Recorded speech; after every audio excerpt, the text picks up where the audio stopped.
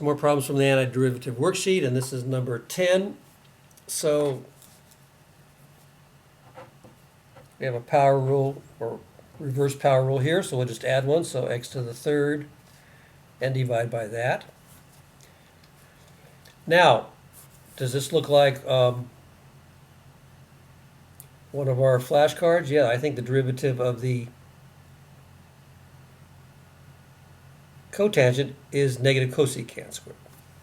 That's going to be plus cotangent of x. And then plus c. Okay, now again, just check it. This is going to be 3x squared over 3, which is just x squared. And the derivative of the cotangent of x is negative cosecant squared of x. So checks out. So just going backwards. Okay, number 11. F of x equals the secant squared of x minus the sine of x. And our antiderivative. Well, does this look like the back of one of your flashcards? Yeah, the derivative of the secant squared is what? Tangent of x. So that's going to be equal to the tangent of x. And the derivative of the cosine is negative sine of x, so plus cosine of x, and again plus c. Okay. So again, you're just working backwards.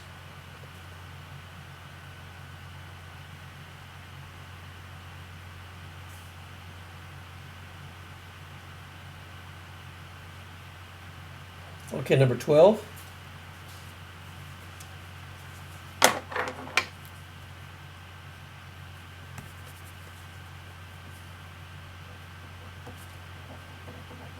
F of x equals 1 minus the cosecant cotangent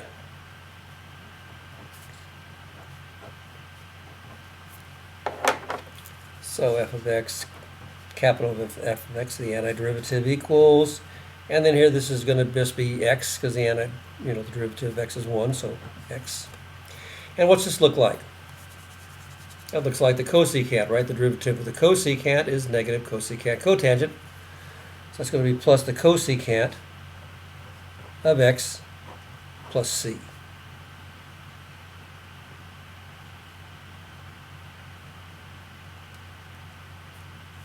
And again, just take the derivative. The derivative of x is 1. The derivative of that is negative cosecant cotangent. So that's why we have a positive, because the negatives are in the derivative, plus c.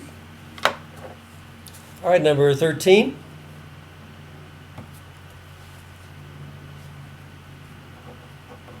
F of x equals the secant of x times the tangent of x minus the secant of x. And in this form, it doesn't really help us, but if we use the distributive property and multiply this out, that's equal to the secant of x tangent of x minus the secant squared of x, and these are all results of us taking derivatives of our trig functions, so this should be easy to figure out. I'll write it down over here. And the secant tangent, that's the derivative of the secant, so that's going to be the secant of x. And the secant squared is going to be the derivative of the tangent. Or the derivative of the tangent is the secant squared plus c. So that's all we had to really do there. That's number 13. Okay, number 14.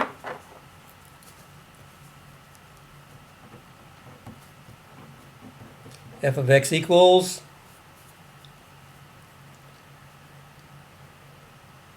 tangent squared of x, x plus 1. Now, this doesn't look like any of my cards, my flashcards. It's not a derivative. There's not a derivative that I take of something, a trig function, that results in the tangent squared of x. But I do have secant squared of x. And I know that these are related, so I have to use my Pythagorean identities, but again, I usually don't remember just one. I don't remember all of them, I just remember one. And that's that the sine squared of x plus the cosine squared of x equals 1, but I want to get the tangent in there, so in order to get the tangent squared, I just divide everything by cosine squared.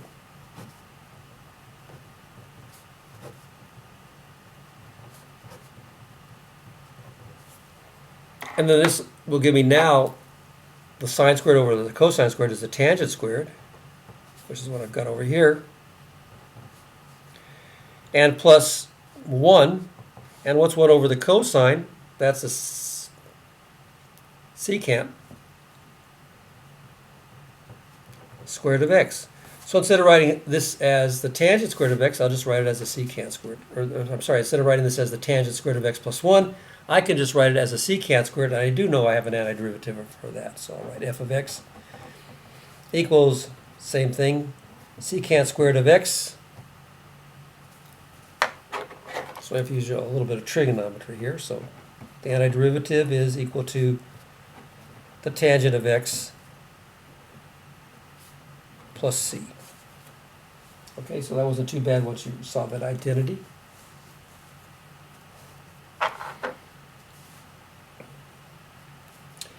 And number 15.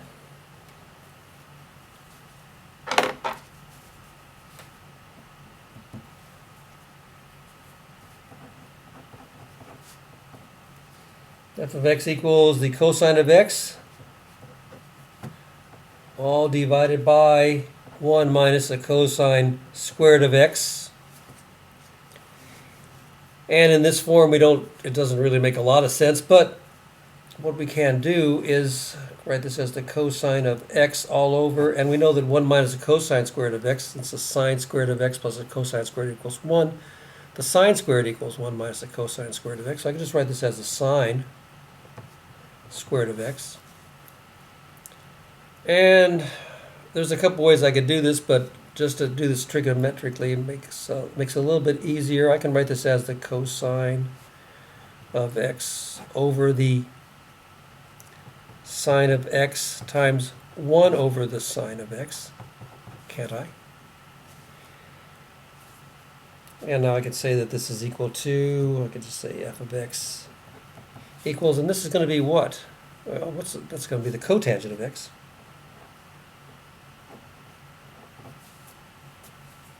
Sine over the cosine is the tangent, so cosine over the sine is the cotangent, times, and what's 1 over the sine? The cosecant. So this looks like, the derivative, this is the derivative of what? The cosecant. Except what I need a negative sign, so I just have to put a negative in there, should be okay. So negative, and then the cosecant of x plus c. Now the nice thing about this, and of course do it in pencil, just take the derivative of this and see if you get this. Well, the derivative of the cosecant is negative, cosecant cotangent, so we've got that. But a negative times a negative is a positive, so we needed that to make this positive, and then plus c. So we're in business.